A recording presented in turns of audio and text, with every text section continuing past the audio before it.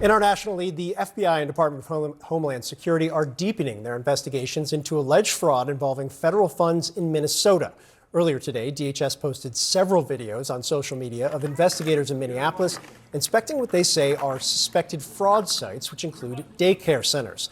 CNN law enforcement correspondent Whitney Wild is tracking this development for us. And Whitney, what prompted the Trump administration to escalate these investigations?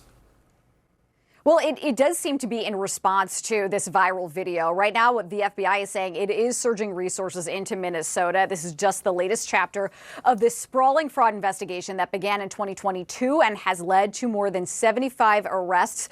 Many people are among the Somali community in Minnesota. The FBI Director Kash Patel, again, tweeting today, and it really seemed to be a reaction to this viral video by a YouTube personality named Nick Shirley, which now has more than 115 million views on X, and that number continues to grow. In the video, Shirley says that he's uncovering more fraudulent businesses in the Somali community. That 42-minute video was retweeted by Vice President J.D. Vance and Elon Musk. Director Patel said the FBI has been all over these cases, posting this on X. Even before the public conversation escalated online, the FBI had surged personnel and investigative resources to Minnesota to dismantle large-scale fraud schemes exploiting federal programs. In touting the arrests, Patel said that the FBI believes this is just the tip of a very large iceberg. In several posts Monday, the Department of Homeland Security Secretary Kristi Noem tweeted that HSI agents are on the ground conducting a massive investigation into these suspected fraud sites, saying this: DHS is on the ground in Minneapolis, going door to door at suspected fraud sites, saying that the American people deserve answers on how their taxpayer money is being used and arrests when abuse is found. These fraud cases, Phil, have become a major political flashpoint for Republicans, and this has been going on for years. A state audit earlier this year, again, this was just one chapter in this story. A state audit earlier this year found that funds meant for frontline workers in Minneapolis were being scammed away. And Republicans and the administration have begun to target Somali migrants in that state. Today, in a statement to CNN, Minnesota Governor Tim Walz's press office said the governor has worked for years to crack down on fraud and asked the state legislature for more authority to take aggressive action. He has strengthened oversight, including launching investigations into these specific facilities, one of which was already closed. He has hired an outside law firm to audit payments to high-risk programs. He's also shut down the Housing Stabilization Services Program entirely and announced a new statewide program integrity director and supported criminal prosecutions. Phil, this is the latest chapter. We have no indication this story is anywhere close to over. Attorney General Pam Bondi also tweeting that basically saying that this YouTuber, Nick Shirley, showed Americans how sprawling these cases are and that her office is continuing to work on them to try to root out as much fraud as they possibly can, Phil. Yeah, certainly seems like a lot more to come. Whitney Wild, great reporting. Thanks so much. This morning, the FBI and Homeland Security say they are surging resources to Minnesota to investigate claims of widespread fraud in the state. The federal crackdown comes just days after a YouTube creator posted a viral video boosted by Vice President J.D. Vance accusing Somali-run child care centers of taking money without actually caring for children.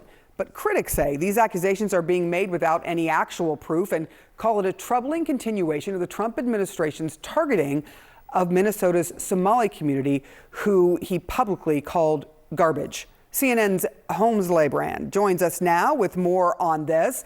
Holmes, tell us a little bit more about what has been driving this investigation. Yeah, so this is a really interesting investigation. It's actually pretty old. A lot of this began under President Joe Biden when they were investigating fraud claims related to COVID relief. So when we talk about a lot of this giant kind of fraud scheme that Director of the FBI Kash Patel also tweeted about, saying that there were 78 indictments so far, 57 convictions, as well as this dismantling of a $250 million fraud scheme. That is an older case than what we're now talking about with this new viral video. So this new viral video is trying to take past claims and kind of make these new claims. these new claims have not been investigated. In fact, Tiki Brown, the commissioner of the Minnesota Department of Children, said that these centers have been visited in the past 6 months and that none of those unannounced visits have turned out any fraud, but they are investigating these locations. But again, this is a kind of this past fraud that's still being investigated. In fact, prosecutors are now telling reporters that they're investigating new suspicious billing practices for 14 Medicare-funded programs in the state. So this is an ongoing investigation. It is clearly a lot of fraud that takes place, but that's very different than going door to door and making these accusations against specific facilities like these daycare centers that have not yet been backed up by officials. Holmes librarian, thank you so much for that. We spent a lot of time in court watching court sessions together over these many years. Thank you. I do appreciate seeing you now, and have a wonderful new year. Joining us now, CNN political analyst Jackie Kucinich and senior contributor at Axios, Margaret Talev. Thank you both for being here. Let's start with what's happening in Minnesota. Does this YouTuber's viral video simply kind of give the Trump administration another reason or cover for its crackdown against Somalis, whom Trump did call garbage, who said he wanted out of the country? I will start with you, Margaret. Well, it certainly is giving fuel to this argument, and I think it does demonstrate the sort of increasing power of the sort of creator news adjacent creators in this space. We're seeing it all over the country, whether it's people who claim political neutrality or are aligned with one side or the other. But I think it is also a big political problem for Tim Walz. I mean, he's running for what would become a historic third four-year term in Minnesota.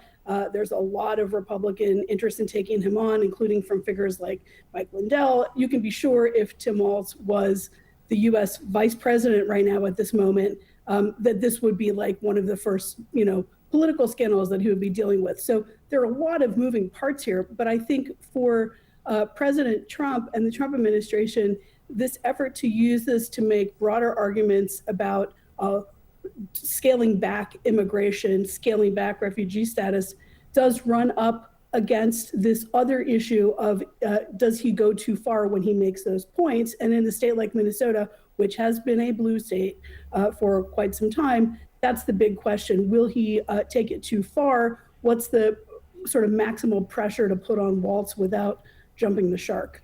Yeah, Jackie, I do want to talk to you a little bit more about Walz. I mean, there was a huge fraud case that was decided in a federal court where a jury convicted the leader and associate of a now defunct nonprofit. Prosecutors at the time in 2019 called it the nation's largest ever case of pandemic aid fraud. That case just ending in 2025. The head of that nonprofit is not Somali, but her associate was. I mean, how much damage has all of this done to Governor Tim Walz's prospects of potential higher office? Obviously, he is running again for governor, so that's one thing. But then if you look at the national picture as 2028 comes rolling around, what do you make of all this? So I think you're right particularly with the first point there. This is about his reelection campaign right now in 2026, and that Minnesota Republicans have taken aim. They've called on him to resign for some of these scandals at this point. Now, the governor's office has said they have made reforms, but ultimately the voters are going to decide if that's enough. And Margaret's absolutely right. This is a blue state, but it's a governor's office that Republicans absolutely are targeting and want to take back in 2026. And the closer these scandals get to that election day, which we're still, a couple months out, but the closer you do get, the more likely that this could impact what could be a really interesting general election in Minnesota.